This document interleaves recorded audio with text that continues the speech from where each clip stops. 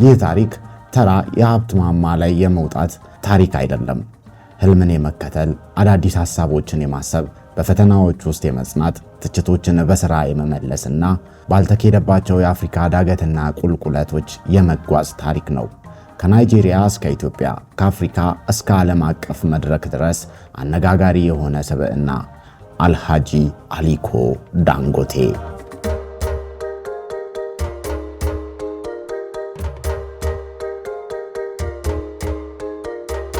ዛሬ የምናወራው ከአፍሪካ ምድር ተነስተው ስማቸውን በዓለም የናጠጡ ባለሀብቶች መዝገብ ላይ በደማቁ ስላጻፉት ሰው ነው።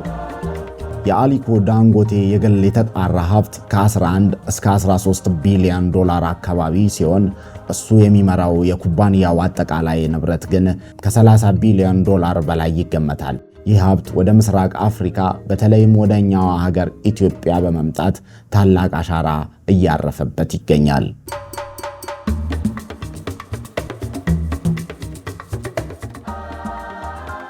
ታሪኩ የሚጀምረው እንደ አውሮፓውያን አቆጣጠር በ1957 በናይጄሪያዋ ጥንታዊ የንግድ ከተማ ካኖ ውስጥ ነው። አሊኮ ዳንጎቴ የተወለደው በእስልምና ሃይማኖትና በንግድ ባህል ከታነጸ ትልቅ ቤተሰብ ውስጥ ነው። አባቱ መሐመድ ዳንጎቴ ስኬታማ ነጋዴ የነበሩ ሲሆን እናቱ ማሪያ ሳኑሲ ዳንታታ ደግሞ በወቅቱ የምዕራብ አፍሪካ ባለሀብት የነበሩት የአልሃጂ አልሐሰን ዳንታታ የልጅ ልጅ ነበሩ። ዳንጎቴ ገና በሕፃንነቱ አባቱን በማጣቱ ያደገው በአያቱ በሳኑሲ ዳንታታ እቅፍ ውስጥ ነበር። የዳንጎቴ የመጀመሪያው የህይወት ትምህርት ቤት ዘመናዊ ተቋም አልነበረም። ገና በለጋ ዕድሜው የአእምሮና የሥነ ምግባር ጥንካሬን ያገኘው በባህላዊው የእስልምና ትምህርት ቤት ወይም መድረሳ ውስጥ ነበር። በመድረሳ ትምህርቱ ሰሌዳ ላይ ቁርአንን በማጥናት በትዕግስት ሰዓታትን በማሳለፍ ዲሲፕሊንንና ታማኝነትን ተማረ። ይህ የመድረሳ ህይወቱ ሰዎችን በእኩልነት የመመልከትና ከፈጣሪው ጋር የመገናኘት ትልቅ ስብዕናን ቀረጸበት። ነገር ግን ከሃይማኖታዊ ትምህርቱ ጎን ለጎን የንግድ ስሜት በደሙ ውስጥ ይንቀሳቀስ ነበር። ገና የመጀመሪያ ደረጃ ትምህርት ቤት ተማሪ ያለ ሌሎች ልጆች ሲጫወቱ፣ እሱ ግን የተለየ ነገር ያስብ ነበር። የከረሜላ ካርቱኖችን በጅምላ በመግዛት ለጓደኞቹ በችርቻሮ ይሸጥ ነበር። ከቤተሰቦቹ ሀብት በላይ በራሱ መቆምን ገና ከልጅነቱ ተለማምዶታል።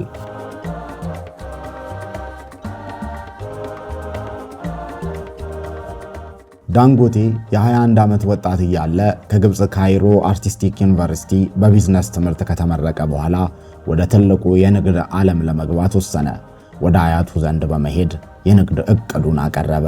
አያቱም በወጣቱ ቁርጠኝነት ተማርከው 500,000 ናይራ በወቅቱ የምንዛሬ ተመን ወደ 3,000 የአሜሪካ ዶላር ገደማ የሚሆን ብድር ሰጡት።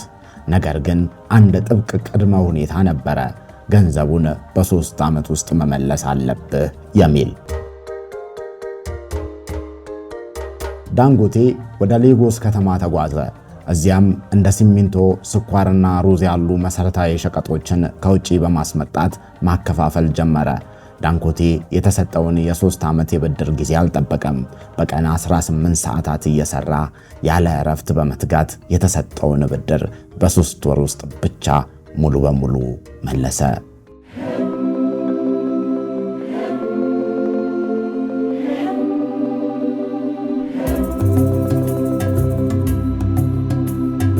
እንደ አውሮፓውያን አቆጣጠር እስከ 1999 ድረስ ዳንጎቴ ዕቃዎችን ከውጭ በማስመጣት ትልቅ ሀብት አከማችቶ ነበር።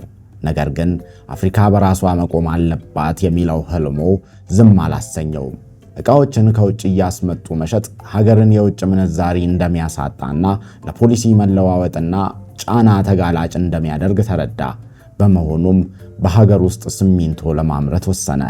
ይህ ውሳኔ ግን ወደ አስፈሪው የንግድ አውሎ ነፋስ ውስጥ ከተተው። ዳንጎቴ የራሱን የሲሚንቶ ፋብሪካ መገንባት ሲጀምር እጅግ ከባድና አደገኛ ፈተና የገጠመው ላፋርጅ ከተባለውና ለዓመታት የምዕራብ አፍሪካን የሲሚንቶ ገበያ በብቸኝነት ከተቆጣጠረው ግዙፍ የፈረንሳይ ሁለገብ ኩባንያና ከሀገር ውስጥ አስመጪዎች ነበር።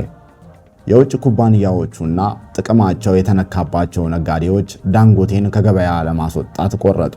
በዚህም ስራው እንዳይሳካ በየቦታው እንቅፋት ያስቀምጡበት ያዙ። የመጀመሪያው ማስደንገጫ የዋጋ ጦርነት ነበር። ዳንጎቴ ገበያውን እንዳይቆጣጠር የሲሚንቶ ዋጋ በከፍተኛ ሁኔታ በመቀነስ ኪሳራ ውስጥ እንዲገባ አደረጉት። ቀጥለውም በናይጄሪያ የኤሌክትሪክ ኃይልና መንገድ በሌለበት ሁኔታ የውጭ ኩባንያዎቹ የባንክ ብድር እንዳያገኝ የቢሮክራሲ ጫና ፈጠሩ። አንድ አፍሪካዊ የሲሚንቶ ፋብሪካ ሊያስተዳድር አይችልም የሚል የክብርና የሞራል ስም ማጥፋት ዘመቻም ከፈቱበት። ዳንጎቴ ግን እጅ አልሰጠም። የገጠሙትን ፈተናዎች ያለፈው በ3 ስልቶች ነበር። የመጀመሪያው ወደ ኋላ ለማፈግፈግ ነው። የውጭ ኩባንያዎች ዋጋ ሲቀንሱ እሱ የፋብሪካውን አቅም በእጥፍ በመጨመር የምርት ወጪውን በከፍተኛ ሁኔታ ቀነሰው። ቀጥሎ ደግሞ በመሰረተ ልማት ራሱን የመቻል ስልትን ተጠቀመ። መንግስትን ከመጠበቅ የራሱን የኤሌክትሪክ ኃይል ማመንጫ ጣቢያዎች ገነባ። የራሱን የጭነት መኪናዎች በመግዛት ስርጭቱን ፈጣን አደረገ። ሶስተኛው ስልቱ ደግሞ የመንግስት ፖሊሲ ድጋፍ ማግኘት ነበር። የናይጄሪያ መንግስት የሀገር ውስጥ ምርትን እንዲያበረታታና ከውጭ የሚገባውን ሲሚንቶ እንዲገድብ በምክንያትና በማስረጃ አሳመነ። በዚህም የውጭ ኩባንያዎችን የብቸኝነት ቁጥጥር በመስበር የምዕራብ አፍሪካ የሲሚንቶ ንጉሥ ሆነ።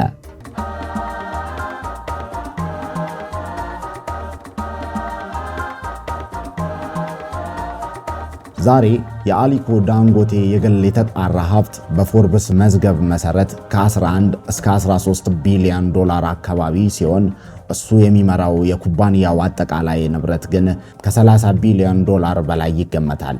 ይህ ሀብት ወደ ምስራቅ አፍሪካ በተለይም ወደኛዋ ሀገር ኢትዮጵያ በመምጣት ታላቅ አሻራ እያረፈበት ይገኛል። ዳንጎቴ በኢትዮጵያ ሙገር ላይ በገነባው የሲሚንቶ ፋብሪካ ብቻ አላበቃም። አሁን ደግሞ የኢትዮጵያን የግብርና ዘርፍ የሚቀይር በቢሊዮን ዶላር የሚቆጠር ግዙፍ የማዳበሪያ ፋብሪካ ግንባታ ፕሮጀክት በሀገር ውስጥ ጀምሯል።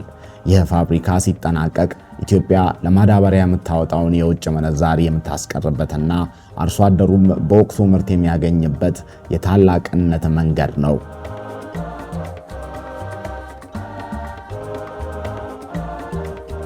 ዳንጎቴ ስኬታማ ቢሆንም በብዙ የፖለቲካና የኢኮኖሚ ተንታኞች ዘንድ አንዳንድ ጠንካራ ትችቶች ይሰነዘሩበታል። ቀዳሚው የብቸኛ ተቆጣጣሪ ወይም የሞኖፖሊ ትችት ነው። ተቺዎች እንደሚሉት ዳንጎቴ የሀገር ውስጥ አምራቾችን ከመደገፍ ይልቅ ትናንሽ ኩባንያዎች እንዳያድጉ ገበያውን ሙሉ በሙሉ የመቆጣጠር ወይም ሞኖፖሊ ባህሪ ያሳያል። ከፖለቲካ ጋር ያለው ጥግግትም ሌላው ትችት የሚያስነሳበት ጉዳይ ነው። በናይጄሪያ ከተቀያየሩት መንግስታት ጋር ባለው የቅርብ ግንኙነት ምክንያት ለሱ ብቻ የሚያደሉ የፖሊሲ ጥቅማጥቅሞችንና የቀረጥ እፎይታዎችን ያገኛል ይሉታል። በናይጄሪያ የውጭ ሲሚንቶ እንዳይገባ ከተደረገ በኋላ የዳንጎቴ ሲሚንቶ ዋጋ ከሌሎች የዓለም ሀገራት አንጻር ውድ ነው የሚል የህዝብ ቅሬታም በተደጋጋሚ ይነሳል። ዳንጎቴ ግን ለነዚህ ትችቶች የሚሰጠው ምላሽ አጭር ነው።